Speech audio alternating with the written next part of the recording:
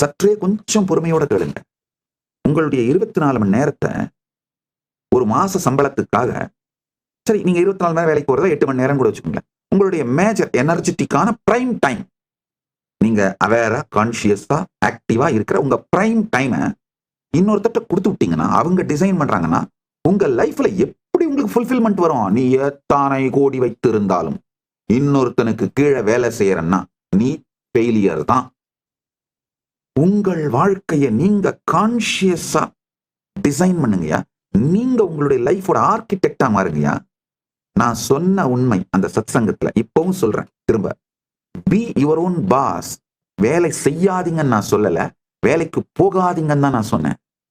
நல்லா புரிஞ்சுக்கோங்க. அதாவது எப்போ நீங்க கான்சியஸா உங்க லைஃபை டிசைன் பண்ண ஆரம்பிக்கிறீங்களோ, அப்போ நீங்க முதிர்ச்சி அடைய அடைய, மெச்சூரிட்டி ஆக ஆக, அதனோட பலன் லாபத்தை முழுக்க முழுக்க நீங்க அனுபவிப்பீங்கயா. இதுல இன்னும் பல பேர் கேட்டுறாங்க, யாருமே வேலைக்கு போலனா அப்ப எல்லாருமே லீடர் ஆகணும்னா, எல்லாருமே பாஸ் ஆகணும்னா யார் தான் வேலை செய்வாங்க? அட லூசுங்களா, உலகத்துல இருக்க அத்தனை கோடி பேரும் நான் சொல்றதை கேட்கிற அளவுக்கு புத்திசாலிங்க இல்லையா? கேட்கிற புத்திசாலிங்க லீடரா மாறுங்கப்பா, அவ்வளவுதான் யா.